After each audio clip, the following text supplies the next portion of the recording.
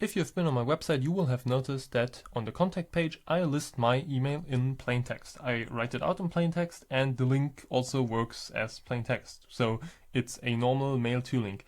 And if you've ever had to do with like email and spam, you will know that this is very bad practice. Because as is right now, someone who scrapes my website can read the email in plain text, it's just there. And if I leave it like that, it will probably get added to like a quadrillion spam lists sooner or later. Because yeah, that is what happens nowadays. And a few days ago, I got an email by someone who apparently watches my channel and who said to me, well, you should probably look into protecting your email and obfuscating it and all that kind of stuff. And he also, thankfully, provided a real-life example of how he did it. And I also implemented that on my website. And in this video, I want to show you, first of all, his solution, and then what solution I came to after researching for quite a bit. But first I want to again thank this person, because I mean, of course I know email obfuscation is a thing and getting spammed and so on, and I've also experienced that, but I don't know, for my site I didn't really think about it, to be honest. But now I of course have. So first of all, his solution was, if you now go to my website, this is of course not how it is, but if I reload this page, you will see this button here, click to reveal address. And if I click that, only then will it show the address in plain text. And this is done with JavaScript, and pretty simple JavaScript at that. So let me show you, not this, but this. Alright, so here's the source code of my website, here's the contacts component, and as you can see, here's a paragraph link, paragraph tag with some text, and this text here is this text, and then there's a button which says click to reveal address, so that's of course that button, and here's some styling, so you can ignore all that. The button has an ID and it has a, I don't think if that's needed, well maybe it is, I remember, and there is this reveal like on click event. The button calls this reveal email function, which I'll get to in a second. And then there's a empty span element, which initially just holds nothing. And it also has an ID. So if I search for reveal email, we get down to this, and this is in the like header. So if I scroll up here, we will see head. So this is in the header of the site. We have the script tag, and it has a function reveal email. This gets called by the button again. And it defines some constants, so these are the parts of my email address, and then it adds together these constants, adds a hyphen, and then it gets the ID on the button is needed because after all we set the button to display none, and the span gets replaced by a link with the correct email address as a clickable mail to link and as a actual seeable text. So yeah, it's pretty straightforward, and this, according to him, works very, very well. And I mean, of course it does, because most scrapers or email harvesters or spammers, they don't parse JavaScript, because that's actually pretty difficult. Or they don't run JavaScript, I should rather say that. But yeah, I was thinking about it, and it kind of seemed strange to me, because you have like software like Puppeteer, and that would make it really easy to run something like this. Alright, but anyways, so as I said, I searched quite a while to find a better solution, because I don't know, that kind of seems not very user-friendly to me, and I thought there must be some other solutions to this problem, which is quite common.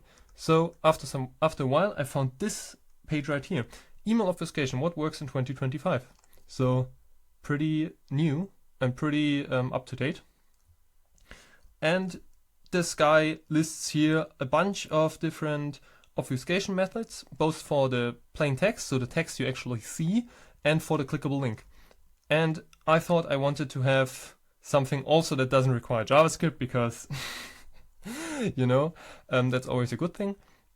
And yeah, what I ended up with is I now use and I will show you my implementation in a second. I now use the combination of this 1.5, display none, and I'll show you, and together with HTTP redirect, so this one right here. And as you can see by his statistics, they block 100% 100% of spammers. So if we now go to the CSS example, we can see, so the method employed here is to have different span elements and to hide some of them with display none. And this has the advantage, and you can see the result here. This has the advantage that the email is, if you copy it, it actually copies the actual email because of display none. And for screen readers, it's also great, and it's just all around the best, one of the best techniques. And as I said, the other method I use is the HTTP redirect technique. And it works as follows. You have a link, but it doesn't actually link to the, so it doesn't have a mail to link in the href, but rather a normal HTTP link. And then on your web engine, or on your web server, you have a rewrite rule. For example, this is for, I think, Apache it is. Oh yeah, and I just noticed I forgot to add these options in my solution, so I will do that in a second, because now I will show you my implementation of these two techniques, and then I also show you how I implement them on my own website. Oh, and just for completion's sake, he also mentions here, where is it? Here, JS concatenation. So this concatenation and this concatenation right here is what what's currently implemented. And you could even say in combination with like some interaction thing, because you actually need to interact. Here it is, user interaction. So you actually need to interact with the web page. So this is actually pretty good.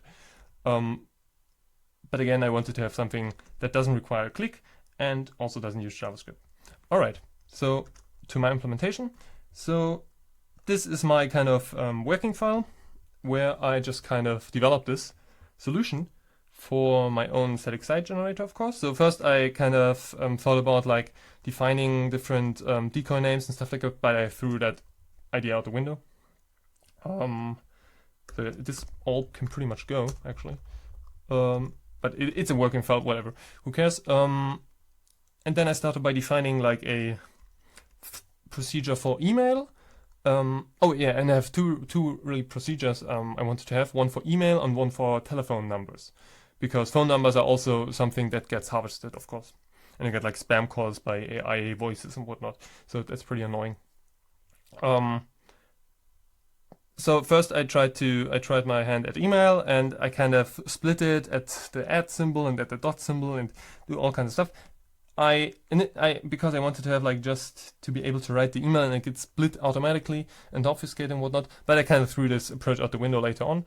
And for the phone number, I tried something more flexible, because of course a email has a fixed format, like there's an @ there's a dot and whatnot, but a phone number doesn't really. I mean, there are like a quadrillion ways to write phone numbers, where you have like different group sizes of numbers and just spaces everywhere, and it's kind of complicated. So I thought I would just manually split the phone number by some split character, for example this pipe, which I also specify. Well, I could just standardize that actually, now I think about it. And I also write the link, and this will be the link that I rewrite in the web engine or the web server. Yeah, this was just some fiddling around with scheme stuff. So I wanted to zip like two lists, and I'll show you in a second why. Because yeah, and I also threw this out because I then generalized this procedure right here, which is only for telephone numbers, into this. And this is my final like procedure.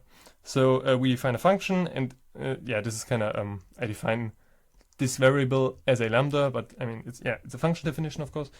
And we have an address, so that's either email or telephone or pretty much whatever else you want to have. I mean, yeah, so this doesn't really specify anything. I mean, you could also have a like literal address or something else.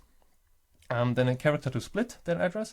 Then the actual link, which will be the clickable link, which will again redirect to the thing that redirects to the link. So either to the mail to link or the tel link. And then optionally, I also pass classes. I also pass this repk. I don't know why I named it like that, because I also have like this replace argument, which is also optionally, but which I define as a default, because I want to have these things as like decoy spans, which then get hidden by CSS. I don't know if I explained that correctly, but the CSS display none technique works. You have multiple spans and then you hide them with CSS, and why that works is because, I mean, CSS is really, really complex. So spammers and harvesters, they don't pass CSS because that would just be, yeah, very complex.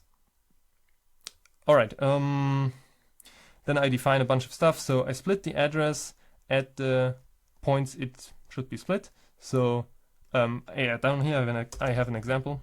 So with my actual address, it gets split into a list with like, this is the first element, this is the second, and so on and so forth.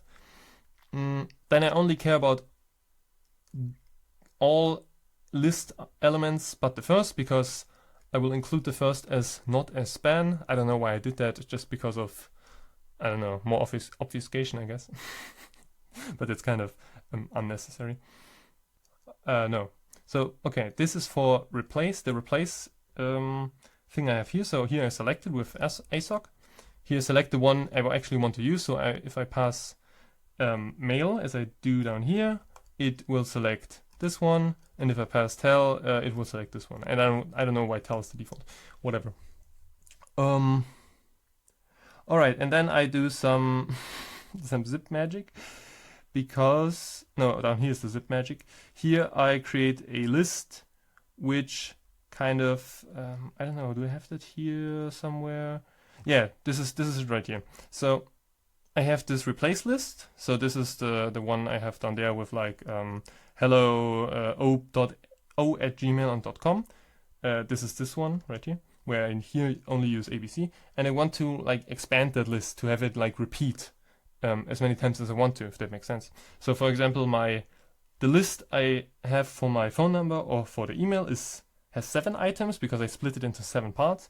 I want to have a list containing these elements right here. That's at least, or that is 7 long, if that makes sense.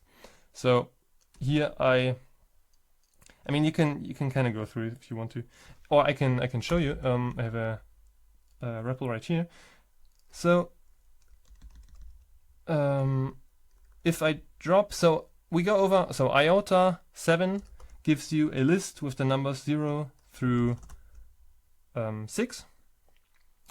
Then we map over that list a lambda, which takes each element, and then divide, or takes modulo 3 of that number. So for example, if we type modulo 4 or 5, 3, we get 2, because we want to map that into the space of the numbers 0 through 2. Yes. So we get a valid index, or not a valid index, but a valid number, so which we can then use to drop. All right. I hope you understand how this is meant. Let me show you this. So if we drop, for example, let's say A was 5, we drop 2 items, so that gives us the last item. And then we just take the first one of that. So if we whoops, what was it? If we take, for example, 4, we get, this returns 1, so we drop the first element, we get the second element. So this is basically just a complicated way to index these elements. Maybe that's a bit too complicated. Maybe I might cut this out. All right, and then if we have that, so if we have 2 lists of the same length, because this is what this is used for, we can zip them by using this. So if we call this zip, we will get this list right here, which is super annoying because each list item has 2 elements. And we don't want that, because we want to map over this list and have each of these elements, which are grouped together here, as a separate span. You understand? I hope so.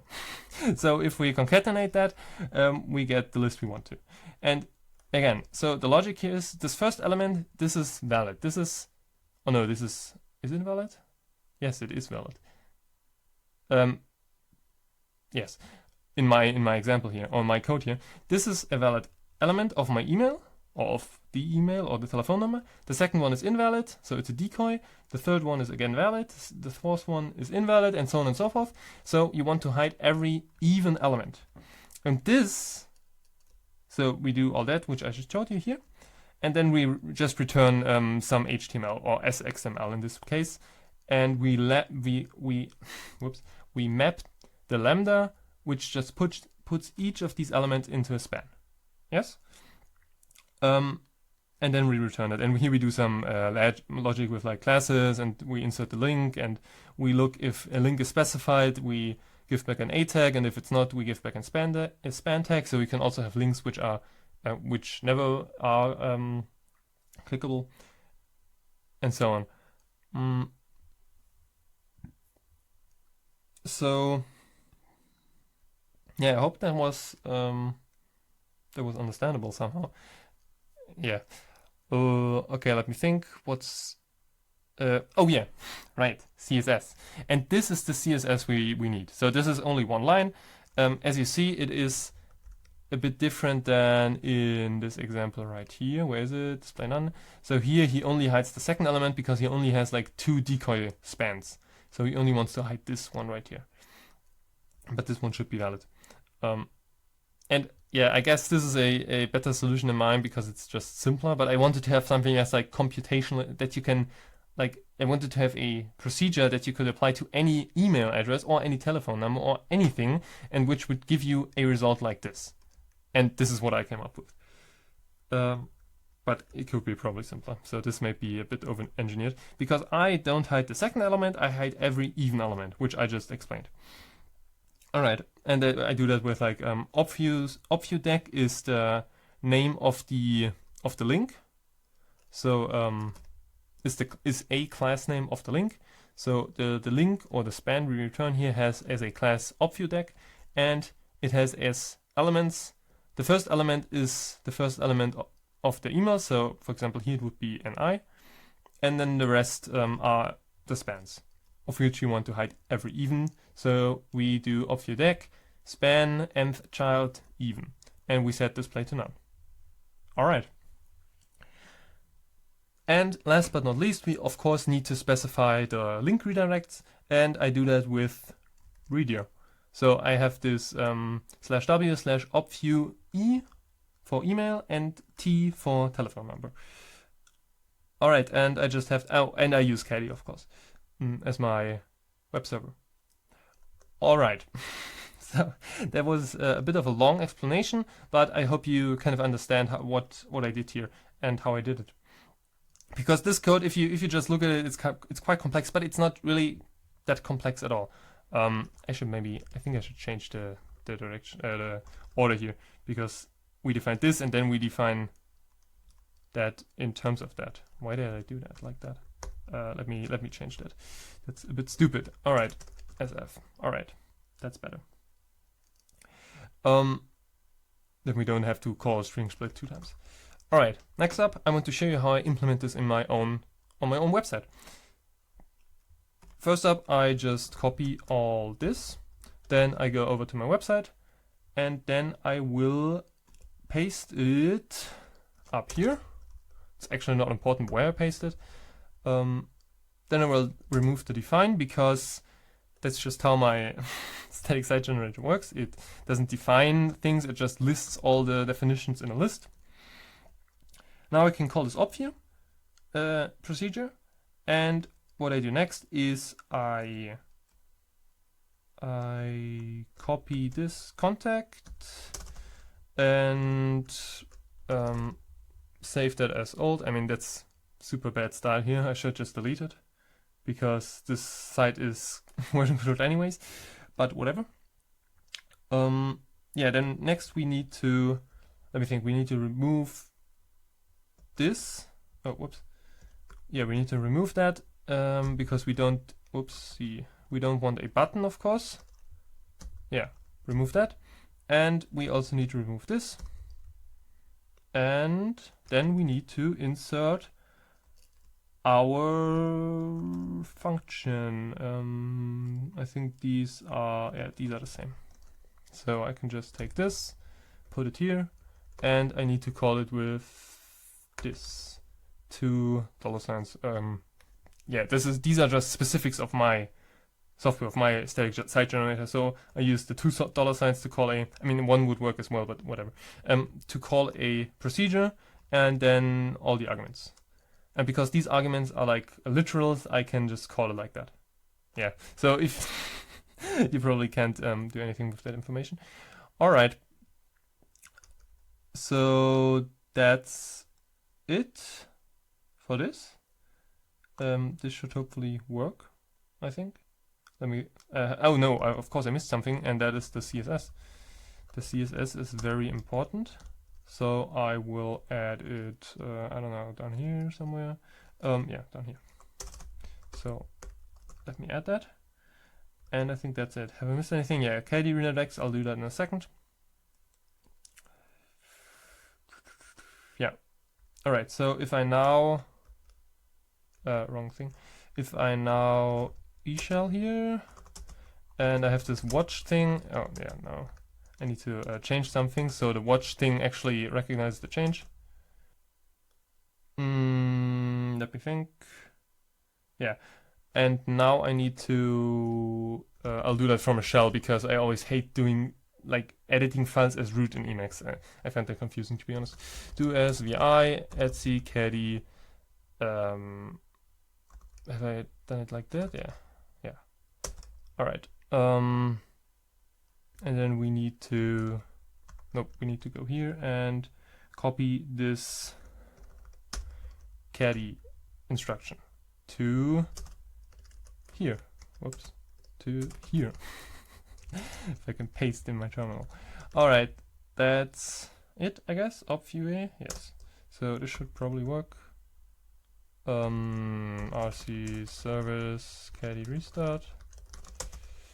Alright. Oh, what port was it on actually? Yeah. 19011. I always forget what ports what port I do things on. So let me go to that. Alright, here you can see my local copy of my website, and if I go down to contact now, it doesn't work because I forgot to do something important, and that is to wrap all that in where is it? Wrap all that in, yeah, here it is, a comma, or prefix it with a comma rather. Yeah, so this should rebuild it. If I now reload, it works. Yes. Alright,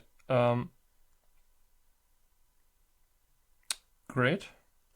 Let me think, have I missed anything? Yeah, I thought about making that. Yeah, right, because now what's great is if I do it like that, and let me prefix, oops. Let me do that and do this.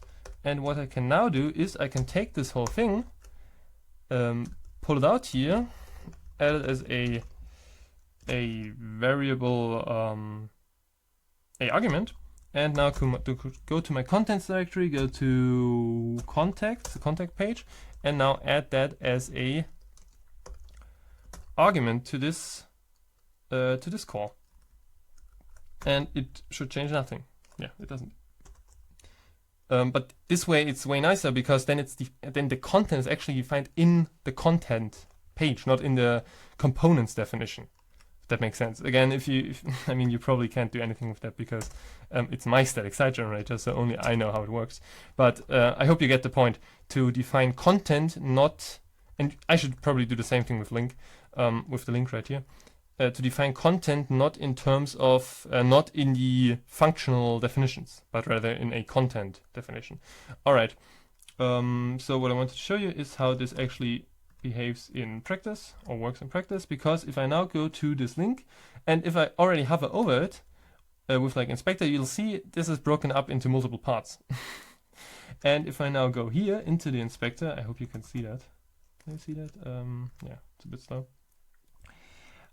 You can see the first element is here as plain text within this link, and then there's a span, then there's a span that's hidden, then there's another span that's hidden, o@gmail, and the last span is also hidden, .com. And this .me span is visible. So, and if you copy this thing, and I don't know, paste it here, you will see the email is actually copied as it should be, because that's just how display none works. All right, so I think that's pretty much it. Let me think, have I missed anything? Oh yeah, and if I actually click this link, it won't work. Oh no, it's because I inserted the wrong link. Yeah, this should be not a T but a RE. So yeah, now it should work if I reload that. And if I click that now, it should open the actual email link instead of showing a pigeon font. And it kind of does that in another Chromium window, I guess, because I haven't specified a default handler for mail addresses. Alright, but it shows here launched external handler for mail to my email address. So it worked perfectly fine. And again, if you look at the source code, you will see that there's only the HTTP link. Oh yeah, I wanted to fix that, right. Totally forgot, so let me do that quickly before ending this video. Almost forgot about that, and that is this this rel right here. So let me add that to to this opview thing, and that is right here. So yeah, so this should fix it. So this again tells search engines to not index and not follow this link, so it doesn't get indexed on search engines. Alright, god damn it. Alright, let's not put this in class. Oh man, this is a mess. But let's put it as an actual parameter. Okay, now it should work. Okay, now it worked. If we now look at this link in the inspector, we will see this rel thing to tell search engines and bots and whatnot to not follow and not index. Again, this is for not having this email address indexed on search engines and whatnot. Alright. So this was a pretty lengthy video. I don't know what I'll keep in. I might cut some parts out. But again, I urge you to, if you have your own website or if you do websites for other people, you should definitely obfuscate email addresses and also phone numbers and whatnot. I've showed you how I do it in this video without JavaScript. I urge you to check out this website right here. I will link it on my own web page in the videos section. So when I publish this video, I will have a link to this website right here. Again, there are lots of things right here. Also, like some more advanced stuff like AES encryption, but which doesn't seem to work that well, and a lot of stuff.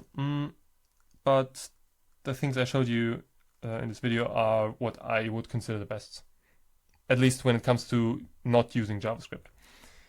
Let me think. Have I missed anything? No, I think that's it. Alright, so that's it. You can now go to my website and go to the contacts page, and you will not have to click a button rather, to see my email. So yeah, that's it for this video. I think that's all I want to say, and have a nice day.